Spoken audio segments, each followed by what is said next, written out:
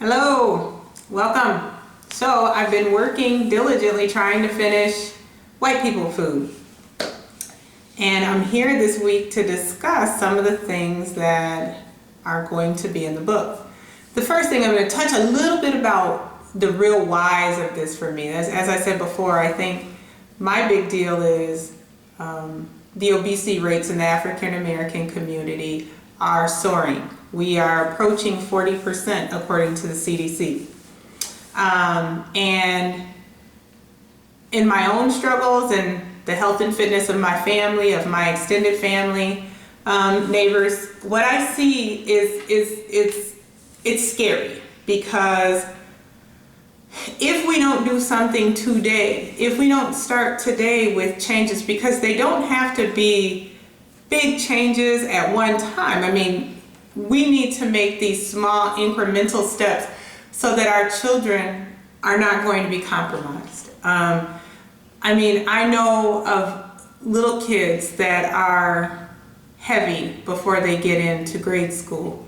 I've had family members that have suffered with obesity and obesity-related illnesses. And contrary to popular belief, make no mistake, diabetes may be hereditary in your family, but type 2 diabetes, I will argue, is very preventable and very reversible even once you get it. But it does take some work. It takes some reassessing of what you're doing to yourself. You know, my first chapter in my book is called Fried Chicken, Watermelon, and You. And yes, stereotypical in many ways, but the reality is that that's what we're dealing with.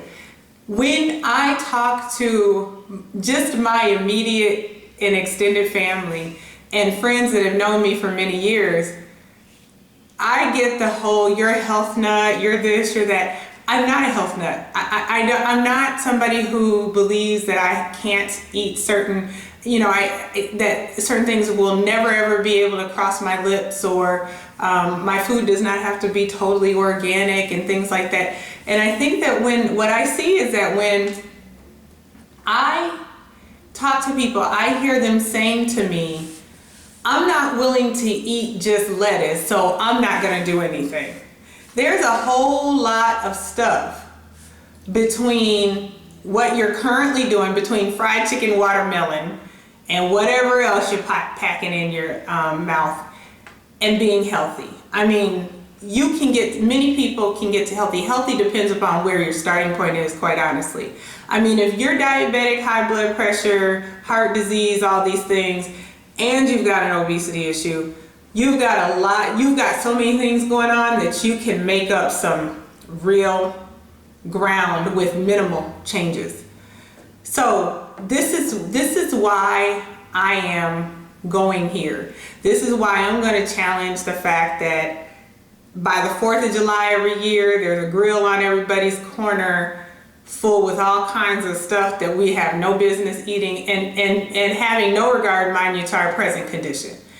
I'm not trying to say you can't ever have. I'm saying if this, then you need to be making some changes. If that, then you need to be assessing some of your practices and ask yourself how many of them are rooted in the culture that continue to keep us repeating these same steps. And not just repeating it for ourselves, but more importantly, what are we teaching the next generations? The other day I was driving down the street and I noticed that there's another fried chicken establishment opening up. I'm not trying to be mean or anything, but I thought to myself the other day, I think this fast food, especially fast food that's targeted towards African American, and chicken is targeted towards us. Not that everybody doesn't eat chicken, but we like chicken. And I thought to myself, these fast food restaurants are new liquor stores. When I was growing up, there's too many liquor stores. Every corner there's a liquor store. Well, now I notice that there aren't as many liquor stores, and now there's these big chains, and so at least in my community, there's big chains of liquor stores. The mom and pop ones seem to have disappeared. And but now there's a fast food restaurant on every corner. Fast food, the chain fast food, the popular ones, I won't name names, we all know who they are. And then there's the targeted ones that are more to our liking.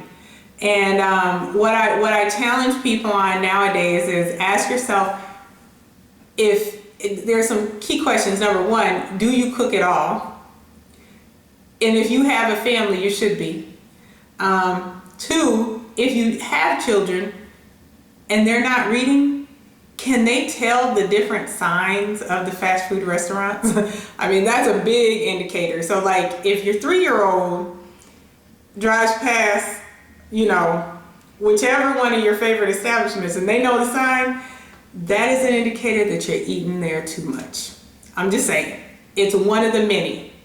But we are conditioning the palates of a generation to want highly processed, highly addictive, highly unhealthy foods that no matter what kind of scientific research is done repeatedly, the answer is the same.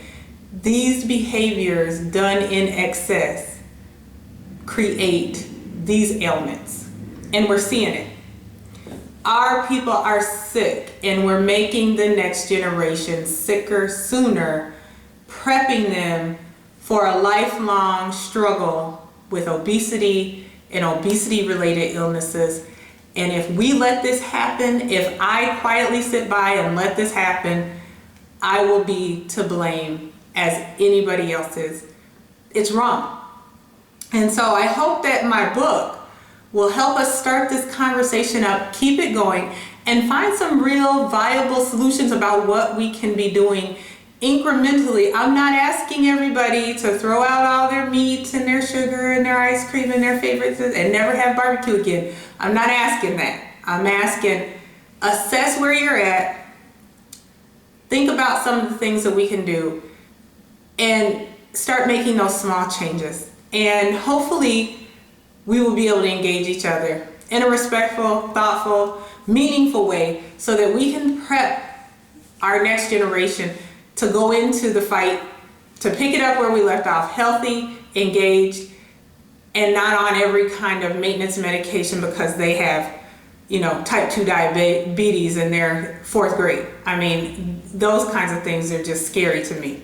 You know, there have been documentaries after documentaries, and I'm not saying anything new here. I think what I'm trying to do is to ring the bells for our community, to pay attention, to know that we can turn this tide before it gets too bad. I mean, there's a shift, but the shift does not have to be permanent. We can bring it back. There's a whole host of things, and that's why I'm engaging in writing this book. So I hope that you all continue to check me out, and like I said, more release information coming soon. Thank you. Have a good one.